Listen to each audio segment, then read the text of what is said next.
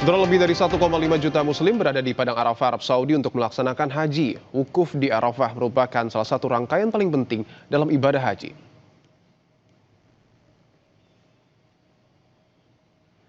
Wukuf di Padang Arafah termasuk rukun haji yang wajib dilaksanakan dan tidak dapat diganti dengan dam. Bahkan jemaah yang sakit akan dibawa ke Arafah. Sore ini, saudara, waktu Jakarta menjadi puncak ibadah haji dimulai dengan khutbah wukuf. Jemaah haji akan menghabiskan waktu sampai matahari terbenam di dataran Gunung Arafah, memperbanyak doa dan zikir. Selain di tenda, jemaah haji dari berbagai negara berdoa dari Jabal Rahmah, tempat di mana Nabi Muhammad menyampaikan khutbah wada terakhirnya pada tahun 632 Masehi. Peristiwa penting lain di bukit ini adalah bertemunya Nabi Adam dan Siti Hawa.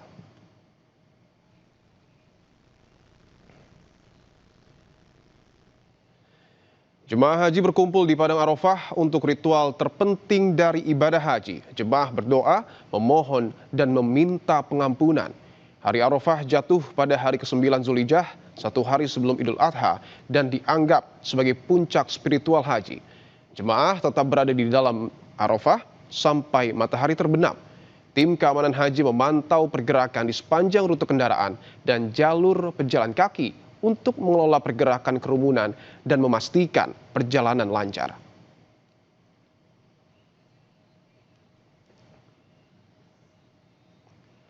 Saudara, seluruh jemaah haji Indonesia telah berada di Padang Arafah untuk melakukan rangkaian inti ibadah haji, yakni wukuf.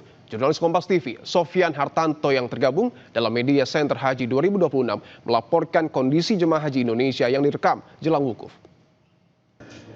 Ya saudara, wukuf adalah puncak sekaligus ruh dari ibadah haji.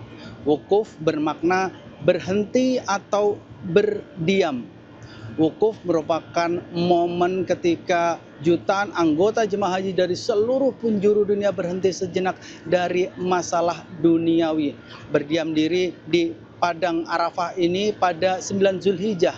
Ibadah ini bukan sekadar ritual fisik, melainkan perenungan batin yang begitu mendalam untuk kembali kepada fitrah kita sebagai manusia.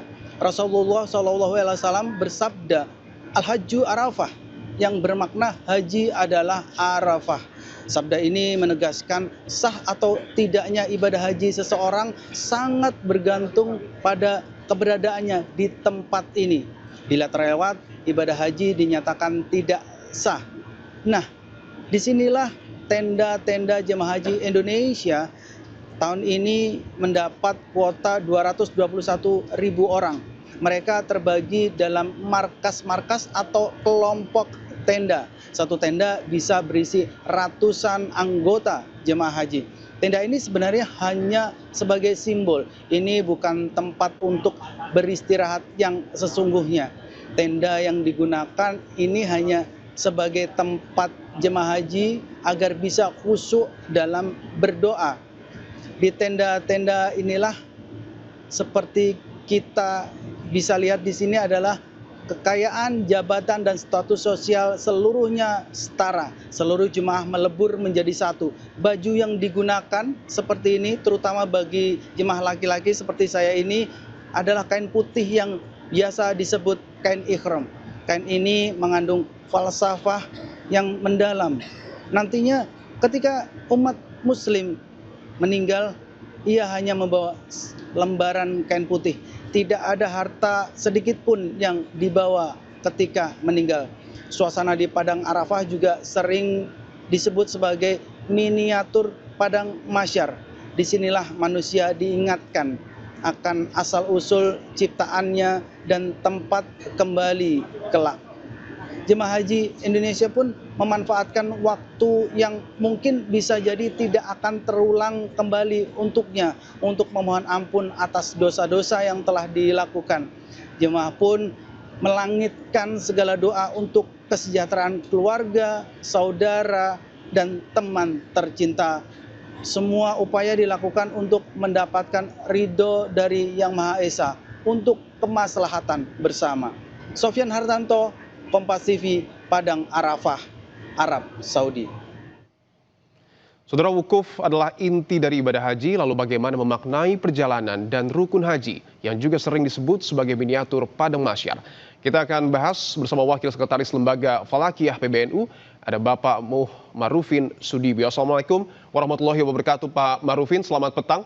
Waalaikumsalam warahmatullahi wabarakatuh. Selamat petang, Mas. Selamat petang Siap. juga kepada wartawan Kompas TV dimanapun berada. Baik, terima kasih Pak Marufin. Pak Marufin, mungkin untuk awalan Pak, bahwa kita tahu wukuf adalah puncak dari ibadah haji, tetapi bagaimana sesungguhnya makna dari wukuf itu sendiri di hari ini, Pak Marufin? Baik, jadi hari ini adalah 9 Dzulhijjah 1447 Hijriah ya, baik dalam kalender di Saudi Arabia maupun di Indonesia. Jadi sebagai sebuah penanda bahwa tanggal 9 Dzulhijjah itu adalah hari Arafah atau hari wukuf. Wukuf itu kita dalam kondisi berhenti. Wukuf itu kalau menurut perhitungan kami itu dimulai pada ya sore hari ini waktu Indonesia bagian barat atau siang hari waktu Arab Saudi, yaitu mulai dari pukul 12.18 waktu setempat sampai nanti kemudian berakhir pada pukul 16.58 waktu Arab Saudi, atau nanti kalau diterjemahkan ke waktu Indonesia bagian barat itu dimulai dari pukul 16.18 WIB sampai ke pukul 22.58 WIB.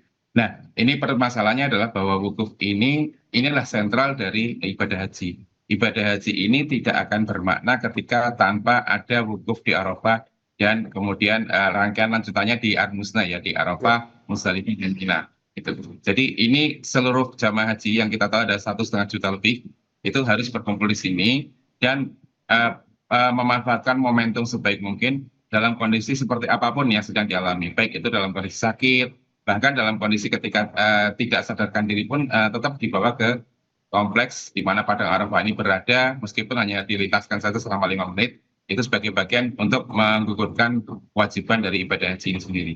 Tapi pemaknaan dari wukuf ini sendiri adalah bahwa seluruh umat Islam di dunia ini berkumpul di satu titik, direpresentasikan oleh jamaah haji yang sedang berkumpul di satu titik. Nah, dari situ sebenarnya banyak gerakan yang bisa diambil, banyak manfaat yang bisa kemudian dikembangkan, dan banyak juga kemudian ibro-ibro atau kemudian hikmah-hikmah yang kemudian juga bisa disampaikan kepada publik. Karena dari sekian banyak pertemuan itu kemudian dalam lintasan sejarah ini banyak sekali terjadi hal-hal yang kemudian turut menentukan perkembangan dunia. Saya ambil contoh misalnya ketika kita bicara tentang nasionalisme, tentang rasa kebangsaan, tentang bagaimana kita bebas dari penjajahan, dari kolonialisme, itu banyak dibicarakan ketika para leluhur kita dulu menunaikan ibadah haji dan kemudian berkumpul di padang Arafah ini. Saya kira begitu, Mas. Oke, ada 1,5 juta kurang lebih, Pak Marufin, jemaah haji kita yang ada di sana dan pada hari ini insya Allah akan melakukan wukuf. Mungkin bisa digambarkan agar kita juga bisa sama-sama merasakan semangat yang kemudian dilakukan oleh para jemaah kita. Tantangannya itu apa saja, Pak, pada saat melakukan wukuf? Tantangannya banyak sekali, apalagi kemudian kalau kita pertama bicara kaitannya dengan iklim ya. Iklim Indonesia dengan iklim Arab Saudi itu sangat berbeda. Jadi di sini kita biasa menghadapi udara dengan kelembaban yang tinggi, mungkin 80% sampai 90%. Di Arab Saudi itu kita hanya menghadapi kelembaban 10 sampai 20%. Jadi di kulit kita terasa sangat kering. Bahkan untuk kondisi-kondisi tertentu itu kemudian bisa menyebabkan juga gangguan kesehatan. Kemudian yang kedua tantangannya adalah bahwa padang Arafah ini kan tidak besar ya ukurannya ya. Jadi kalau kita bandingkan dengan lapangan Monas itu ya kira-kira mungkin 5 atau 6 kali lipatnya lebih luas. Tapi lapangan seluas itu diminta atau kemudian pada saat ini menjadi tempat berkumpulnya 1,5 juta orang yang itu berkumpul bersama-sama, dan tentu di sana ada banyak sekali tantangan, mulai dari kemungkinan terjadinya desak-desakan, terus kemudian kemungkinan terjadinya seperti kehausan, kelaparan dan sebagainya, dan itu yang menjadi tantangan sangat besar bagi para petugas haji kita. Dan ini alhamdulillah bahwa Kementerian Haji ini sudah mulai menyelenggarakan sebuah sistem untuk mengelola bagaimana supaya Ar-Musna ini bisa berjalan lebih baik dibandingkan dengan waktu-waktu sebelumnya. Saya kira tantangannya di sana ya. Jadi tantangan kita yang pertama adalah sebagai manusia Indonesia itu kita berada di tempat yang secara iklim itu berbeda sekali. Kemudian yang kedua adalah kita berada di tempat yang betul-betul tandus ya, berbeda dengan di Indonesia. Betul-betul tandus, betul-betul kering, bahkan air hujannya pun juga tidak ada ya. Nah ini yang kemudian menyebabkan banyak sekali permasalahan yang nanti bisa kita hinggapi. Tetapi itu kemudian bisa diatasi ya saya kira ya, karena ini semua calon jemaah haji Indonesia itu sudah tahu bahwa ketika kita masuk ke sana, ketika kita menyerahkan diri kepada Allah, ketika kita tetap berprasangka baik, kita memberikan rasa ikhlas kita kepada apa yang telah kita terima, maka itu bisa dilalui dengan leluasa. Saya kira begitu, Mas. Baik, tentu kita doakan bahwa seluruh jemaah haji Indonesia yang tengah menunaikan ibadah haji di sana dapat menjadi haji yang mabrur. Terima kasih Bapak Amin. Marufin Sudibyo telah bergabung di Kompas Ya, Petang. terima kasih.